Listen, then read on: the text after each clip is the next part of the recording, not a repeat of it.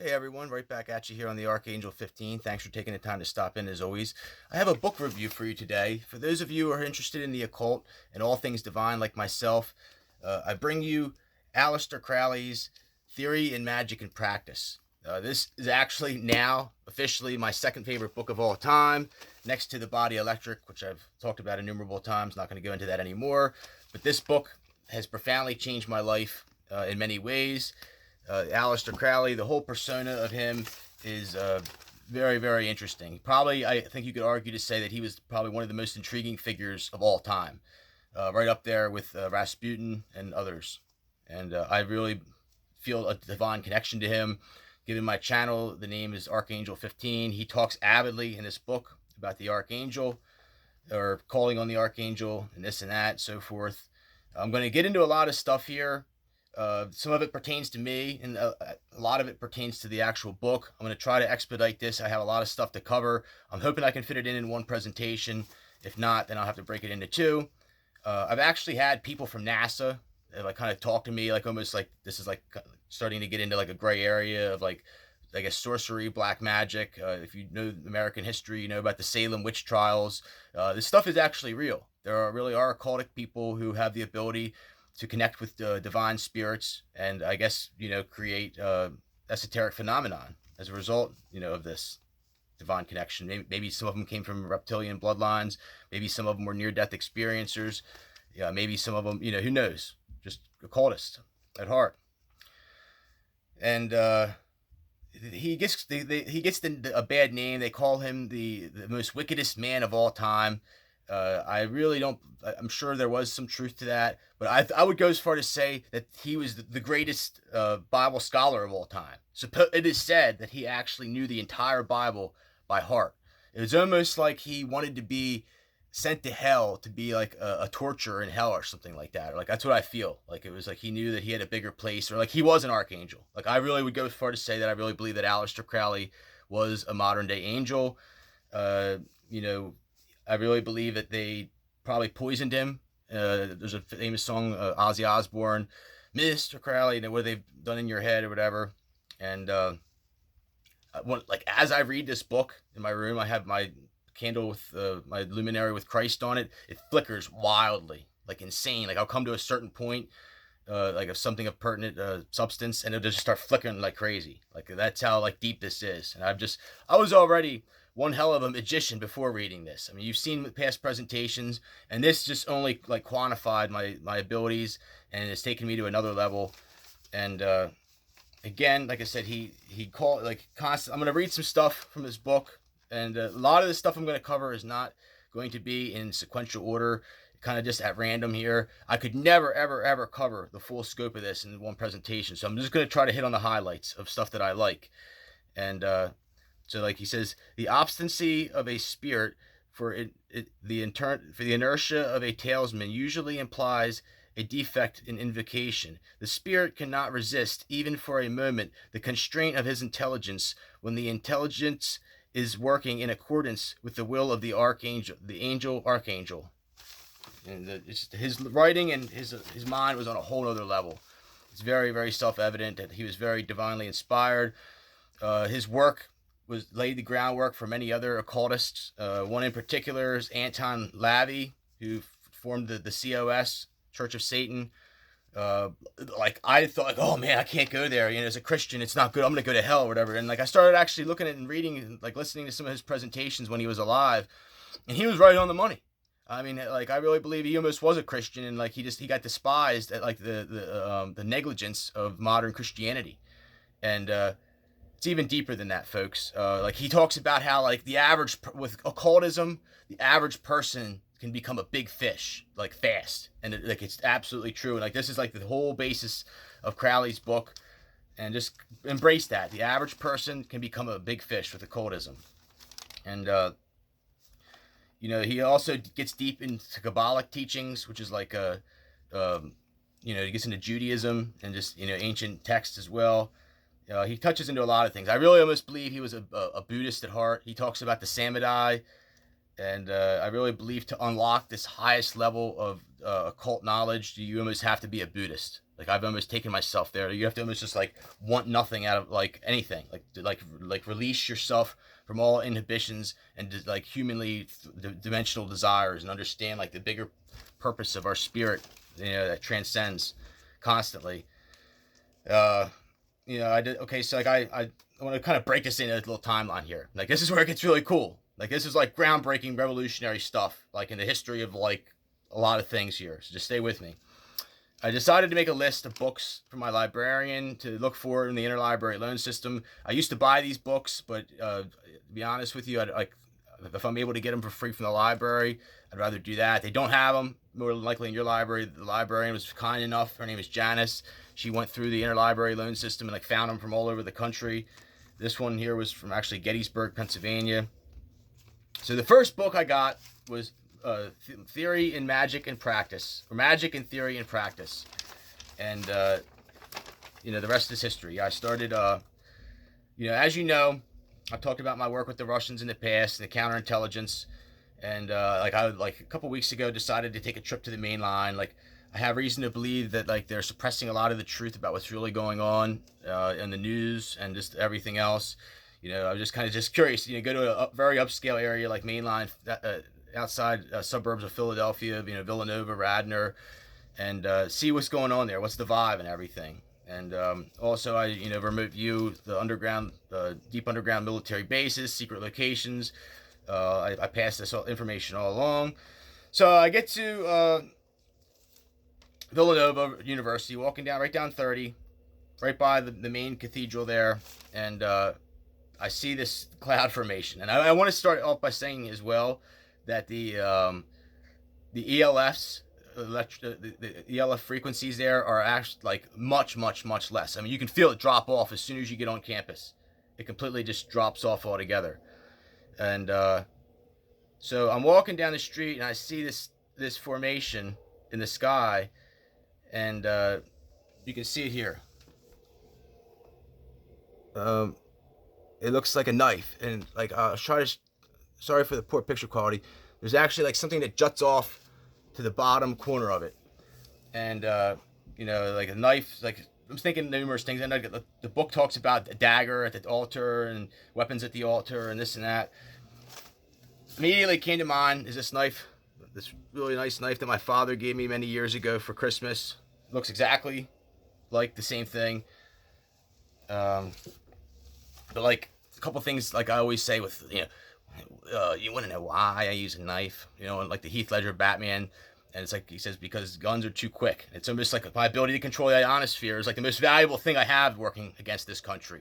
Almost as if like it's like you're gonna die slowly with breathing in chemically or radioactive air, and so like I didn't know this at first, but I zoomed in on the knife, on the blade, and you can see it there. It's like, looks like the state of Kentucky. I'm gonna post these pictures and you'll see better quality, but it's like the state of Kentucky. It has like the actual like bumps and ridges and everything. Next to it was a shoe, and it's like this. My friend who was actually an Italian Catholic, and like we used to joke around and everything, and like he used to play this song by Nelly, Air Force Ones. Like I've equated it in modern times to like human cloning. Like I really almost believe that there's undertones in that song about like human cloning, and like I really believe that a lot of the like I can remote view and tell like where the colonies are and this and that, and like I said, I can convey this information all the time. So ironically, if that's not crazy enough, so like a couple of days before, I'd sent Lutama messages telling her about where in Kentucky, and you can see here, this is Lutama, December 8th, 2021, Kentucky state map. You can see it there. Like I sent it to her, like gave her location and everything before anything, tornado or anything else happened. Another friend I have, this Joe Bradley, was coming home for Christmas. I also talked to him. You can see here. I said, "What area of Kentucky are you from? Are you from?" December 8th. It was like I had like something was just screaming Kentucky with me, screaming Kentucky.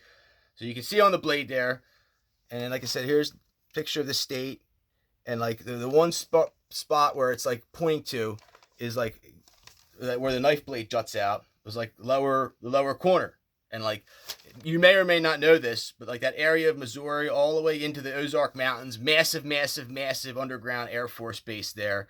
Also into the Sun Belt. I'd say like 2 of the biggest ones in the entire country, besides the ones I have near me in this fake military town. That doesn't count because half these people I grew up with as friends. And like, it's not even really fair, even though they will be targeted at some point probably. But like the one in the Ozarks, Missouri, big one. Also, like I said, the Sun Belt area. Just know those for sure. And so like that cloud formation I saw before, like I said, the whole thing with the tornado. So like later that night, I take the train from Ardmore into Philadelphia to go ice skating at the Philadelphia Town Hall or William Penn Building, like City Hall. Has many purposes.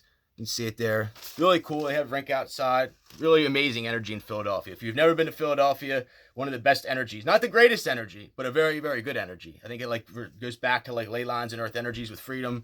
I also bought this tea. And this is like, it's called organic Mao Feng green tea. It's like high quality green tea. Feng is like means wind in Chinese. And like Feng, like the Chinese wind goddess, her name was Feng. Also, like one of my favorite singers, Feng Timo, this Asian girl, very, very beautiful, amazing singer.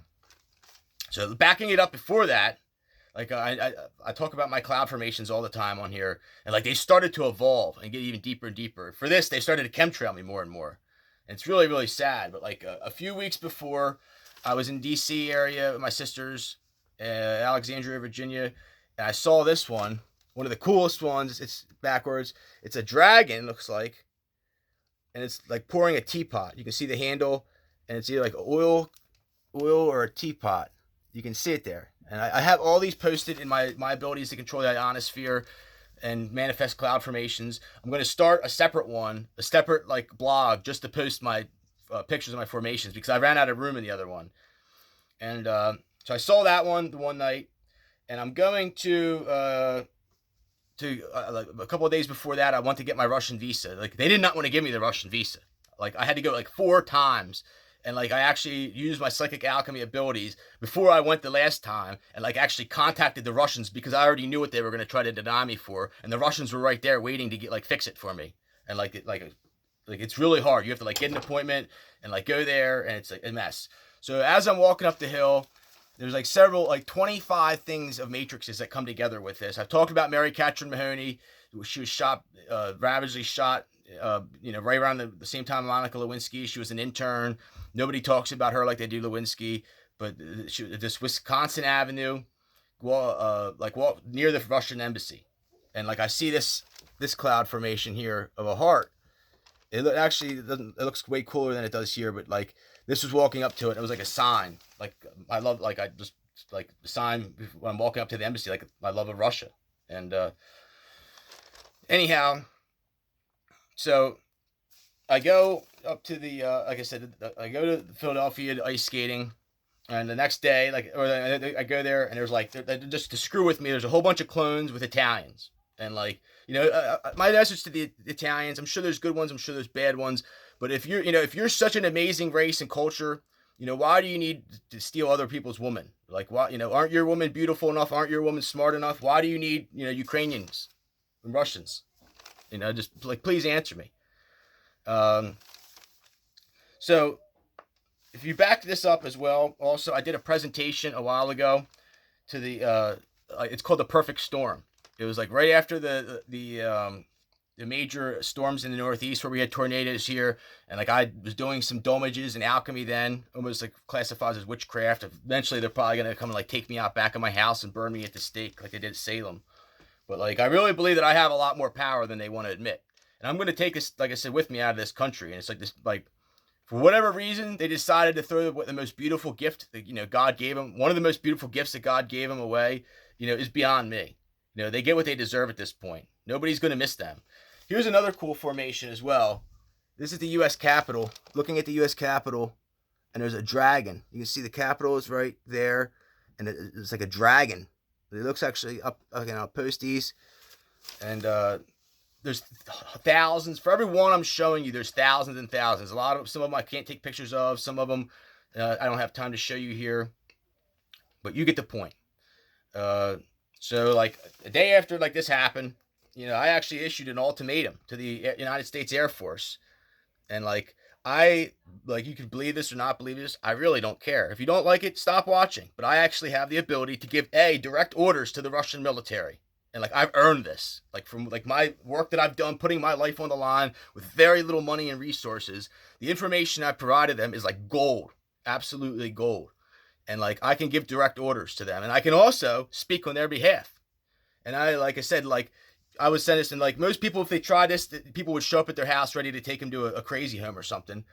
But anyhow, on behalf of the Russian Federation and Orthodox Church, I'm Michael Vogel. I'm formally requesting on this, the 11th day of December 2021, that you declassify and release information pertaining to the suppression and theft of the ABRH negative alien bloodline. Stopping right there. Putin's been talking about the alien unveiling for years and years and years, before I even knew about it myself. He was talking about this, and it almost caused nuclear warfare before. Also include information about the children and eggs that you have stolen and used in secret cloning programs with NASA, specifically including Barbie Bush and Ivanka Trump. Please adhere to this request prior to the conclusion of the Ghislaine Maxwell proceedings. Failure to comply with this request will result in an immediate response immediately following the jury's decision. I have contacted the FBI in the past regarding the Epstein matter and how it pertains to my family and Russian government. I'm thankful for any response you are able to generate. Like out of the like 6 people I messaged or I mentioned when I called to the FBI and actually told them about this, that I believe that like I was a victim, that I was willing to submit DNA tests and everything. Like several of them are already dead. Amanda Nicole Dollar, my ex-girlfriend, who I believe was affiliated with the DuPonts and also mushroom farmers, and Italian mushroom farmers in Kennett Square area. She was off. Or like she's died, supposedly overdosed, but she's no longer with us. Ever since then, like I've seen like amazing clout, like almost like she's like a Artemis or something like that. Like she gets jealous anytime I go fishing on another boat with a girl, or like even just like she's like, they say that the constellations were formed by angry goddesses or jealous goddesses, and like I feel almost like a weird connection with her, ironically, even though that she wasn't the greatest person on the earth. So keep staying with me, and I'm gonna get, like I said, to the whole thing here with what I was talking about. So I started. Okay, after, like I said, I went to Villanova University. I also went to this at the top of the hill. There's this this used to be the Haas House. There's like this garden society there. This really really big estate that you're allowed to go into, and there's like this organ house. And like my guess is there's a connection between organs and Aleister Crowley. That's why Ozzy Osbourne, beginning of that, Mr. Crowley, there's organs that play in the legendary song, and there's definitely like power to Aleister Crowley. Like it is real. Like I told you before, anything with a prefix that begins with AL, like Allah, alcohol, alchemy, is like very, very, very special for some reason. And so I got the book, started reading it. It changed my life, and like I almost believe like there's like this reincarnate aspect of like him that like transcends or something like this. And I want to say that like from the very beginning he captivated me by saying like everything, like basically human consciousness as we know it manifested from a single point. And he talks avidly about reincarnation. And keep in mind, this guy was a devout Christian Bible scholar. He was supposedly a member of the mystery school, the Solomon Mystery School or something, and they threw him out, which probably because he knew too much, or like didn't like what they didn't like what he was saying. And I told you before, I really believe King Solomon was a fraud. He was probably like a puppet and shill for the people who same people that killed Jesus, and they knew David wouldn't take the shit, so that's why they tried to blackball David, not let him build the temple. But yeah, I really believe King Solomon was a fraud. I just believe the stuff that you read about him, and like here, is like just complete fabrications. And so he talks about reincarnation, like how basically as the population grows, where does the consciousness for the reincarnation come from? And it was like a really big quandary to him. And like I've thought about this for years. And it's almost like it gets to a point where God says there's too many people. Like I don't want to have to worry about all these people. Or it's like it diminishes the consciousness of the greater good of humanity by having so many people. There's like too much enlightenment or too much magnetism, or he calls it like inertia of sorts. So anyhow, okay, so Then there's Tetragrammaton, and he talks about Tetragrammaton and the stuff with that. I really never got into it, but supposedly Tetragrammaton is the mathematical formulation of God in Hebrew. It's like the mathematical, like what the name equates to God, or like something like that. But like he says it's the equivalent of abracadabra in here, and I totally have found amazing power to it. And I was like, I talked to my friend Little, I told you about. So I was telling her about all this, and he says, I said it 3 times, so I said Tetragrammaton, and you can see here that I saw this formation, number 7. The number 7 I saw like immediately afterwards, which they say this number 7 is like used to evoke the divine, and he talks about other things of magic, like just like I said, the daggers at the altar, the balance of weapons at the altar, a wand. The wand is a big one. So like I started playing with this some more, and like, okay, so I go back the next week, same day, it was a Friday, to do some more like remote viewing stuff for the my daily reports or what have you. And I took some stuff, like items with me, like occultic items. He talks about the difference between philosophy and magic. And like how like magic is the ultimate form like of philosophy, like basically it's the highest level of attainment of philosophy is magic. And like there's a difference like between just like sitting in your room by yourself trying to praying, or trying to trying to evoke magical or evoke the spirits, and actually like going out in public and like looking like you're basically building energy into the whole thing. I'm going to end this here. I'm going to obviously have to do 2 parts. So we're going to end part 1 of Theory and Magic and Practice, Magic and Theory and Practice by Aleister Crowley, and start part 2.